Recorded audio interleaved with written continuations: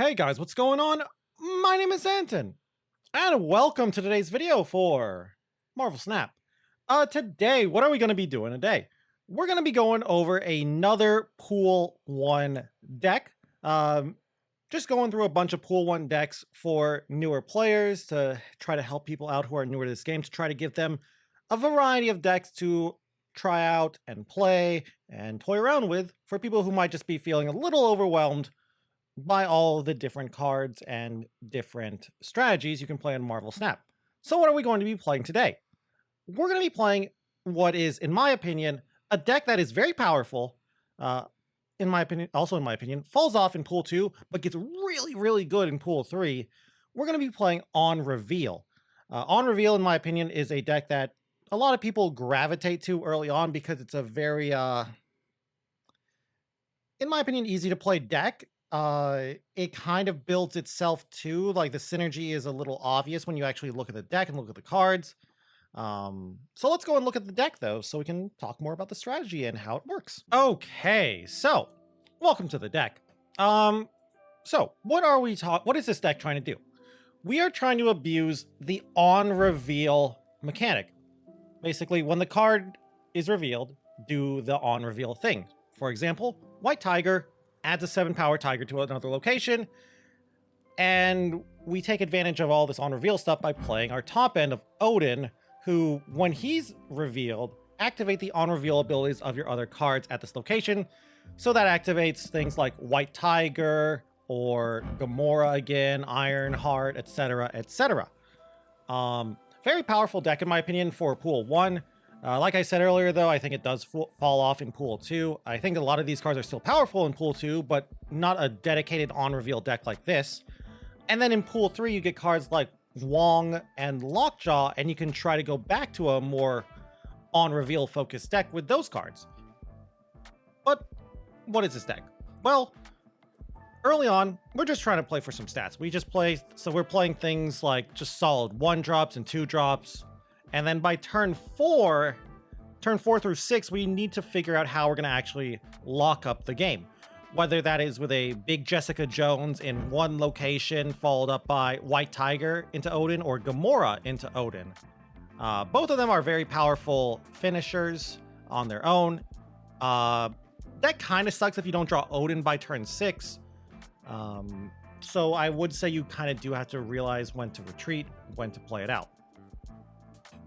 Anyway, let's go through all the cards really quick before we actually play a couple of games so I can explain why we're playing some of these cards. First off, we got Nightcrawler.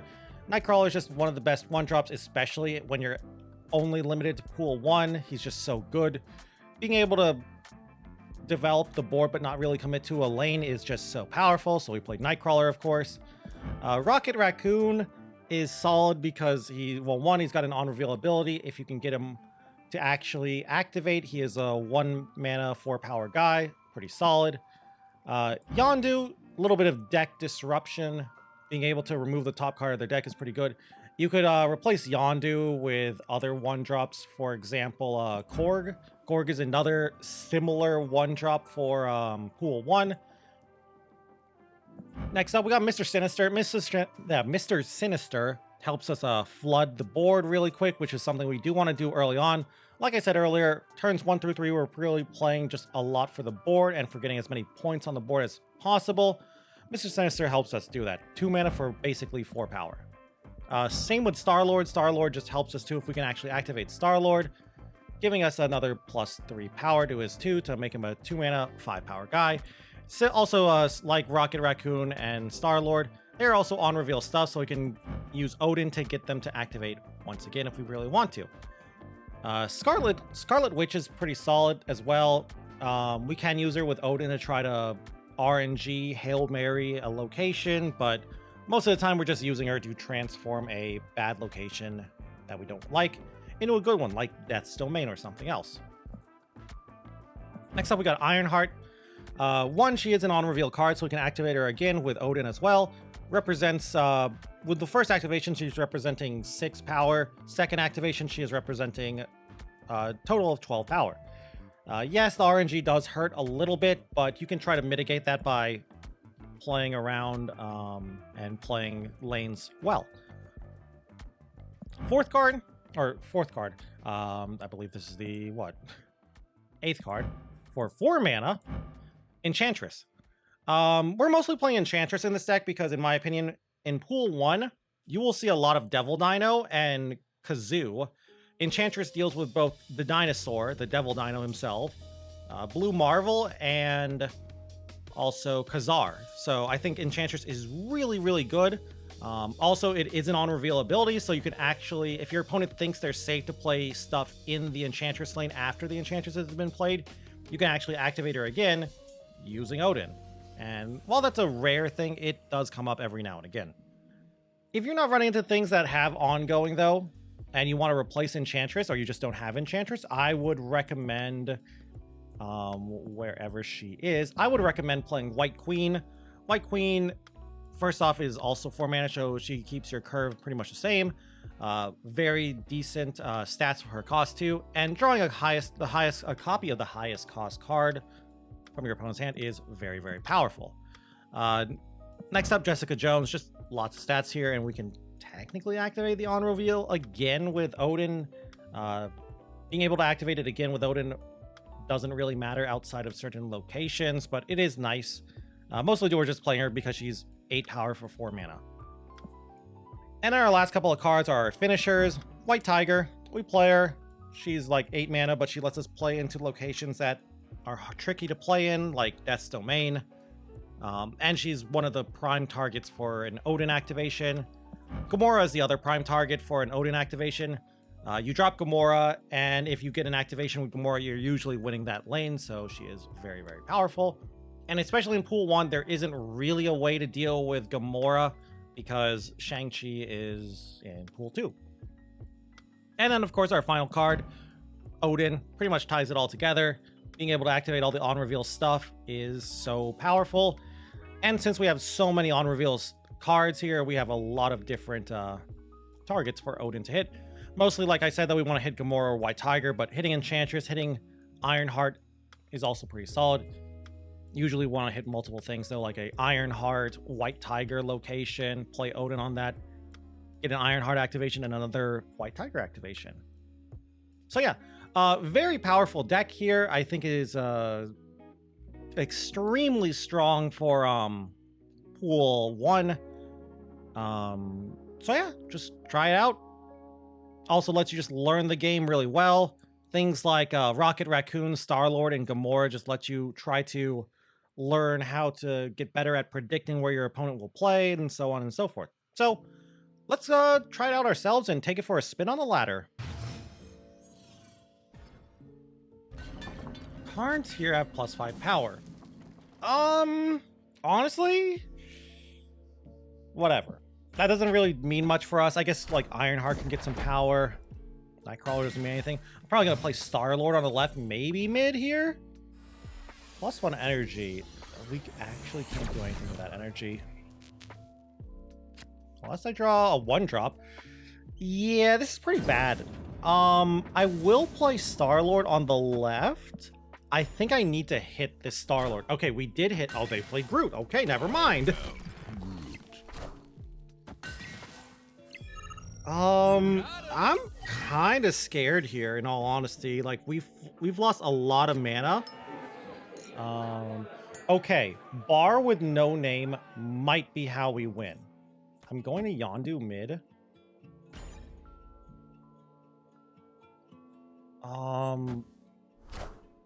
Scorpion. Scorpion actually, I was gonna say, like, I might Scarlet Witch Bar with no name, but now thanks to that Scorpion, that's really good getting rid of that Iron Man. I can Iron Heart, and I'll like Rocket Raccoon, Iron Heart, and I will win right, like guaranteed win on the right. Gamora mid, Odin mid, I think I can snap here? I'm not going to because I'm a little scared. I'm gonna snap now.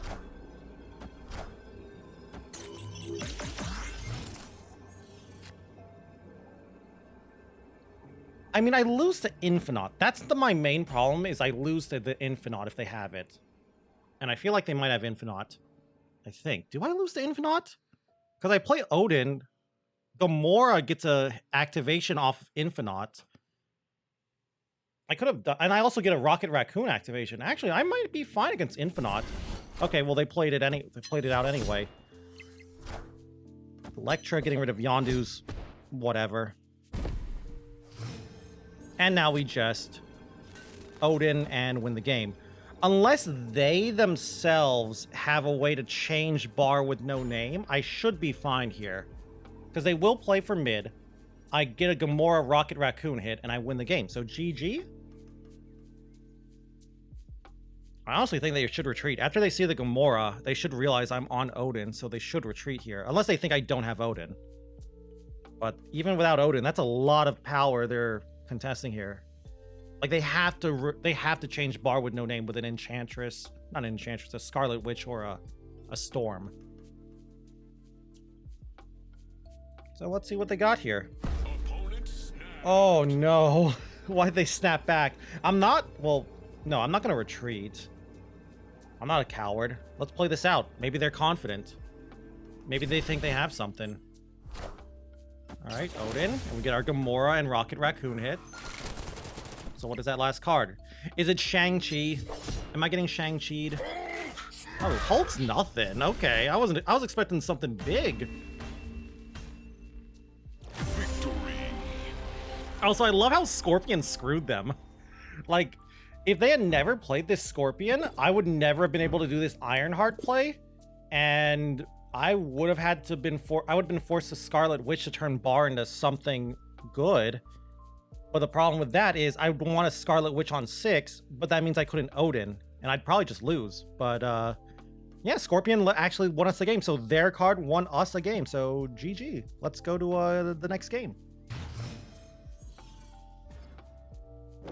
Where are my 1-drops? Please.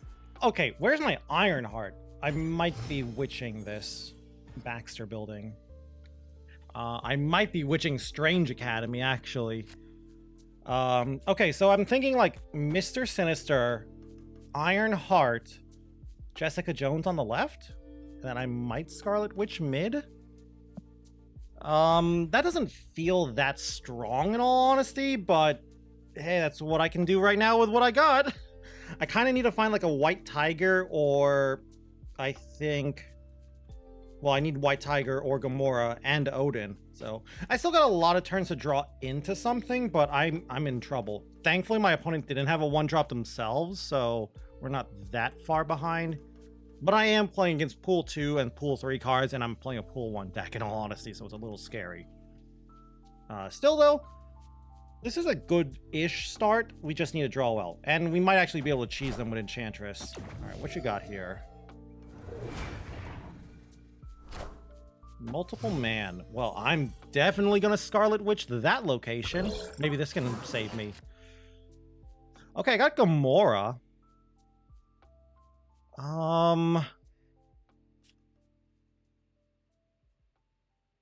It feels like they're gonna put a... So their movement... I might just lose because their movement. I think movement crushes me. I'm trying to think like Nokia. 2 leftmost cards in your hand plus 2 power.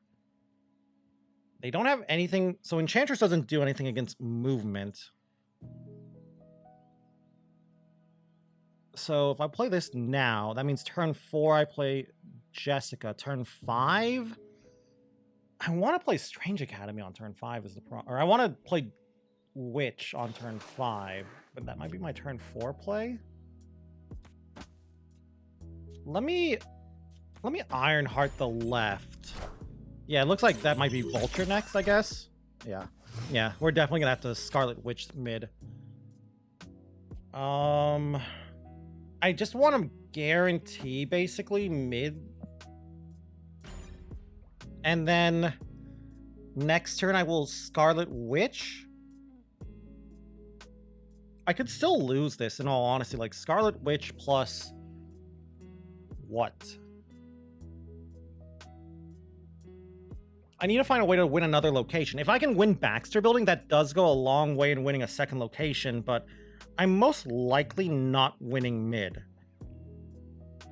And honestly, even with Jessica Jones and all these Mr. Sinisters, I might not be fine.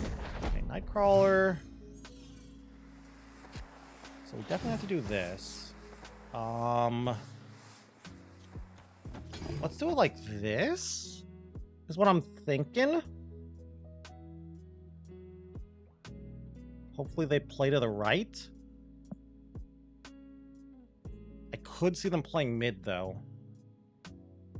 Like, what is this, turn 5? This honestly could be an Iron Man setup. Let's just do this. I think this is good. They play to the left.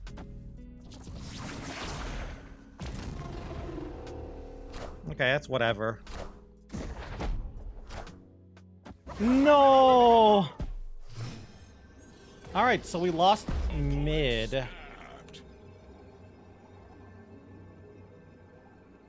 Well, have I lost mid? I could have done something. Have I lost the left is what I'm trying to say. I'm assuming they play Heimdall here. I'm trying to think of how bad Heimdall is. Heimdall mid is a lot. Heimdall on the right is also a lot. Heimdall will put... So I lose left. So everything has +3. Heimdall mid is 8, 11, 13, 16. But then I Gamora and I win mid if it is Heimdall mid and they lose right. So I think... Heimdall right wins them the game no matter what is the problem. So I think I'm going to retreat here. Yeah, I think it has to be a retreat. GG. There's just nothing I can do, I think, if they play properly.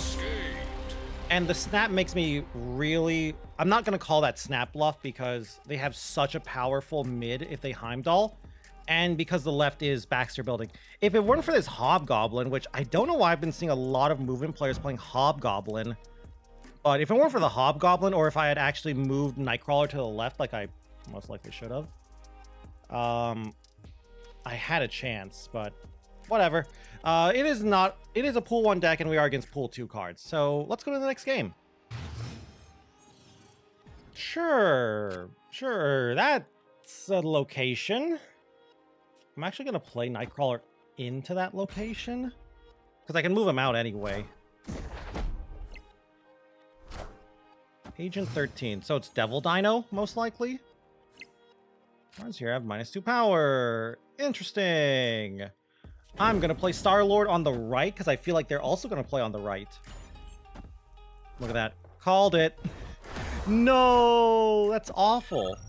Got him. God, the Scorpion hit.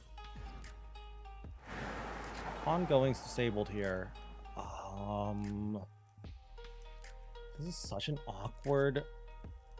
This is just so awkward. I think I'll just play Rocket on the right. Avengers! Assemble. Why are we playing Scorpion and Captain America? Jessica mid? Yeah, let's do Jessica mid. They're flooding mid a bit. White Queen. So they got an Odin. That's kind of a problem. Okay.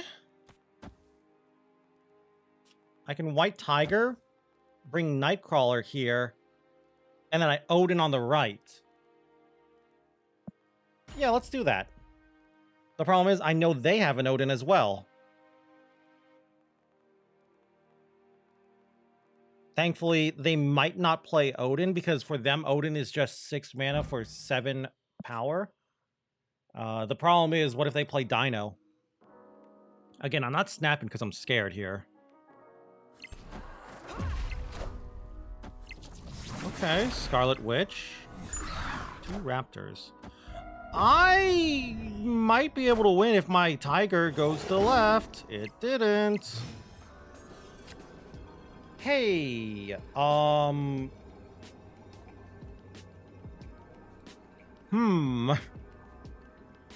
know they have an Odin. Odin is 7 power for them.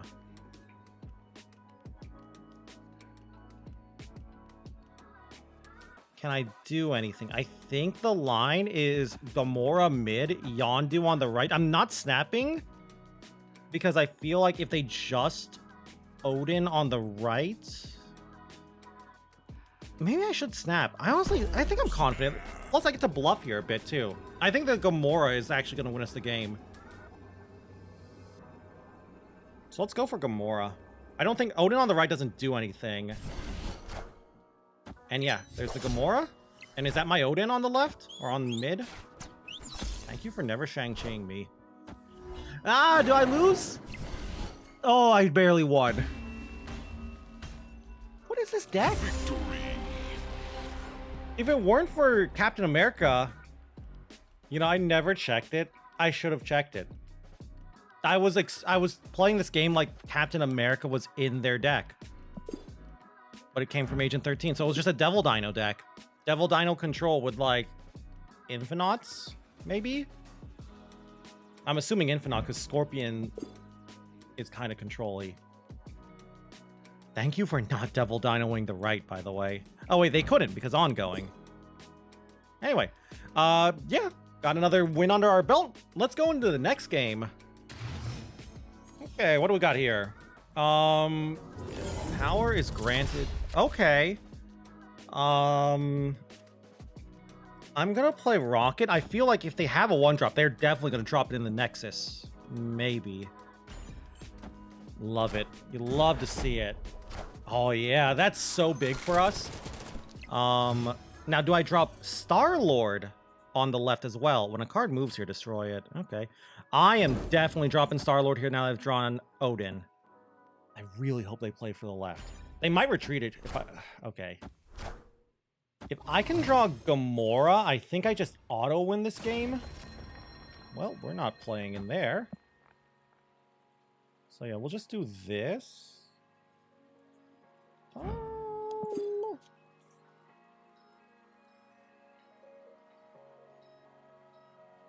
I could Scarlet Witch now? And Nightcrawler?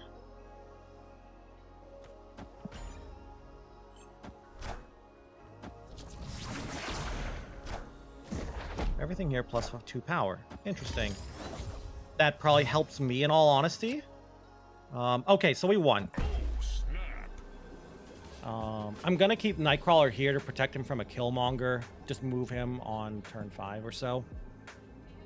So yeah, I think I win. I don't think I can lose from here unless they Infinaut me. Infinaut's terrifying. The more, but you could play that in Stark Tower. Excuse me, what was that? In range. Oh, that's from Fist Target Tower. locked. I was wondering what that sound effect was. So yeah, we'll just play Gamora here and win the game.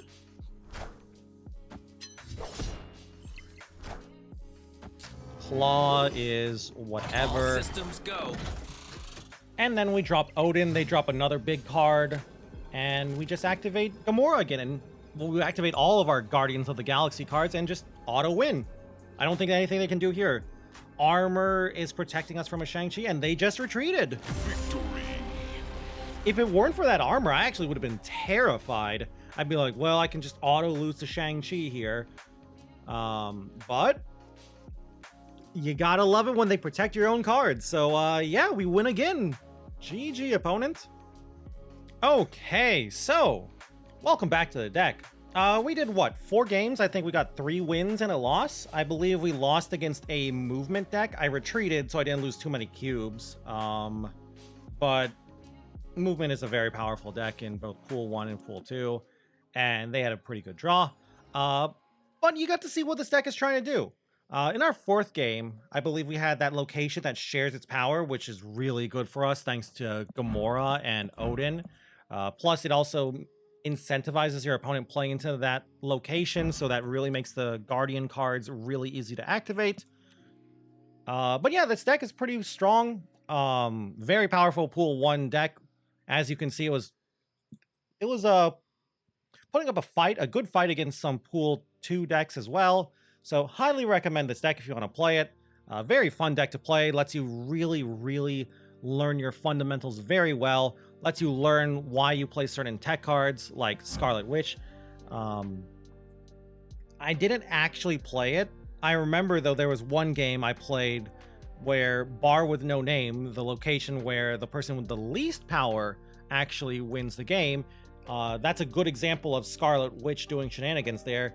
You actually can play into that location and your opponent just thinks you're an idiot, and then you Scarlet Witch at the very end to auto win the location. But yeah, it's a pretty good deck. Like I said earlier, it lets you really learn fundamentals. Definitely a lot of definitely a few cards you can change around. I'd say like Odin, Gamora, White Tiger are definitely the core of the deck. Ironheart's probably core too. The Guardian cards, in all honesty, are also pretty core as well because they're more stats in general, and you can reactivate them with Odin as well. But Yondu is replaceable with Korg. Enchantress, if you don't like her ability, can be played. You can play White Queen over her. Jessica, it's kind of hard to replace because she's just a big pile of stats, and it's hard to replace that with a 4-mana card. You can consider Ant-Man as well in the deck too, because we do kind of flood thanks to Mr. Sinister. Squirrel Girl's another thing you can consider in the deck thanks to Ironheart, so you can just fight for 3 lanes at once. I'm not a big fan of Squirrel Girl. I'd rather play a tech card like Enchantress or even Electra, but you can consider it yourself. Anyway, that's going to be it for today's video. I hope you enjoyed it. I'd love to hear what you guys think about this deck as well.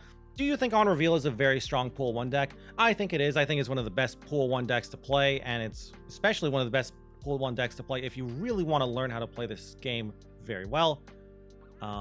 Plus, it gets better, or it stays relevant in Pool 3, but you'll have to take a break from it in Pool 2 because it kind of falls off in Pool 2. Kind of evolves into a different deck with Jubilees and stuff, though, in Pool 2. Like Jubilee, Dino, Infinauts, and Odins. But yeah, I'd love to hear your opinion on this deck. And if you also have any recommendations for improving this deck using only Pool 1 cards, because I want to keep it as a Pool 1 deck, I'd love to hear your advice in the comments as well.